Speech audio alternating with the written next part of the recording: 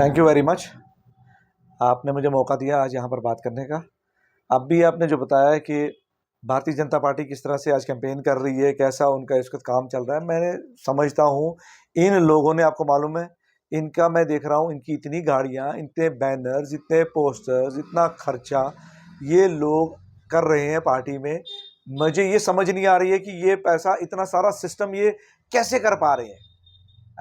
मैंने आपको पहले भी बताया था कि मैं भी एक बिजनेसमैन हूँ, लेकिन मैं देख रहा हूँ इनके हर जगह पे बैनर्स है, इनके हर जगह रैलीज हो रही है। क्या इन्होंने देखा कि बीजेपी के कैंडिडेट की जो इतना सिस्टम चलाने का है, इसके अंदर इख्तियार या इसके अंदर कोई इतनी वो है हो सकती है। मैं हैरान हूँ इसके ऊपर बंदे पे। साथ में इस आदमी को, जहां तक मैं भी पॉलिटिकली इधर चनाब वैली में थोड़ा सा एक्टिवेटेड हूँ, मैं इस आदमी का नाम जानता नहीं था कल तक। ये आदमी निकलता है, क्या नाम है इनका, गज्जर सिंह जो है, ये निकलते हैं और ये आपको मालूम है, ये इस तरह की फजूल गोई करके, हिंदू मुस्लिम करके, ये लोग अपने नाम को इस तरह से लोगों के बीच में लाने की कोशिश करते हैं। इस तरह की कंट्रोवर्शियल बातें करके ये लोग सोचते हैं कि हम अपना नाम बनाएंगे। कंट्रोवर्शियल बातें तो मैं भी कर सकता हूँ, उससे तो मैं रातों रात मशहूर हो सकता हूँ, मगर मुझे कंट्रोवर्सी से रहना, दूर रहना ही मुझे पसंद है।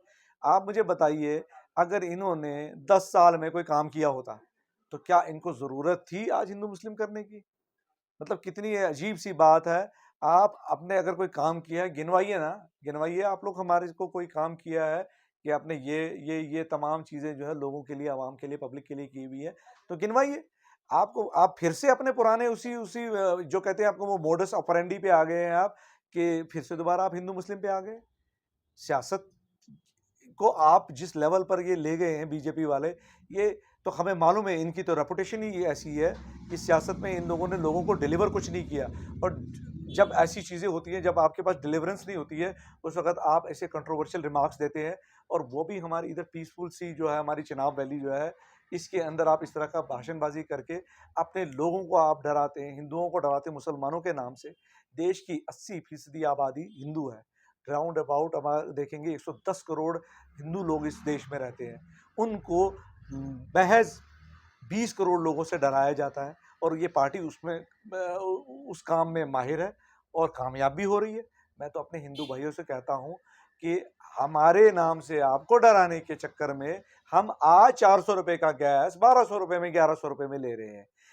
हमारे नाम को, हमारे पीछे डराने के चक्कर में आज हम पेट्रोल भी 100 रुपए लीटर ले रहे हैं। तो खुदारा आप लोग इनकी इन बातों से बाज आ जाइए। 10 साल से तो ये यही रट रहे हैं। अब कम से कम हम लोगों को इन चीजों से बाहर निकलना चाहिए। इनको पूछिए आपने डिलीवरी क्या की है, समझे। देखें, एक सियासी आदमी होने के तौर पर मैं आपको बताऊंगा, मेरा काम ये नहीं है किसी को पूछूं तो मंदिर गया नहीं गया, तूने पूजा की नहीं की, तूने नमाज पढ़ी नहीं पढ़ी, ये मेरा काम नहीं है पूछना। ये तो उस ऊपर वाले का, रब का काम है। वो पूछेगा खुद अपने लोगों से, भाई तुमने ये पूजा पाठ की, नमाज पढ़ी, रोजे रखे, कुछ किया। हमारा तो, हम पब्लिक के बीच में चलने वाले लोग हैं। हमारा काम ये होना चाहिए कि आपको खाना मिला, आप जब सरकारी दफ्तर जाते हो, आपका जो किसी काम के लिए जाते हो, वो काम आपका हुआ, आपको कोई परेशानी तो नहीं है, आपको कहीं पर कोई तंग तो नहीं कर रहा है। ये पब्लिक लीडर्स का जो है, पब्लिक रिप्रेजेंटेटिव्स का जो ये हमारे को इनका काम है, ना कि हम आपको जो ये हिंदू मुस्लिम के चक्कर में इनको उलझा के रखा जाए। ये बड़ा, मैं कहता हूँ, अब इससे you have to come out of it. इसमें से बाहर आने की कोशिश कीजिए, समझे। खुदारा बाहर आइए, अल्टरनेट आपके पास मौजूद है, अल्टरनेट पॉलिटिक्स की तरफ जाइए आप। ये भी एक आम चलन है, मैंने यहाँ डोडा में देखा। मैं खुद एक कैंडिडेट हूँ कि वही ग्रुप जो लोगों का होता है, वो एक के मजमे में वहाँ पर शाम को दोपहर के खाने पे होगा, दूसरी पार्टी के किसी प्रोग्राम में शाम का खाने पर होंगे। सो कहीं रहे होते हैं, जागते कहीं और थे हैं।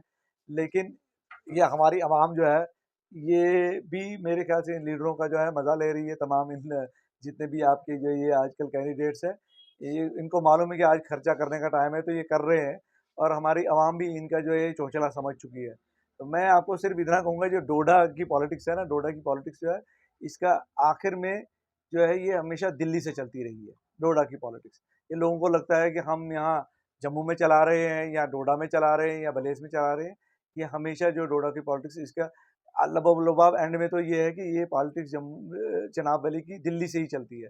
लेकिन मैं ये कहना चाहता हूँ आप लोगों को, अब दिल्ली से नहीं, डोडा की पॉलिटिक्स को हम चिल्ली से चलाएंगे। मुझे तो लग रहा है कि ये कोई फिक्स मैच चल रहा है, फ्रेंडली मैच कर रहे हैं यहाँ पर।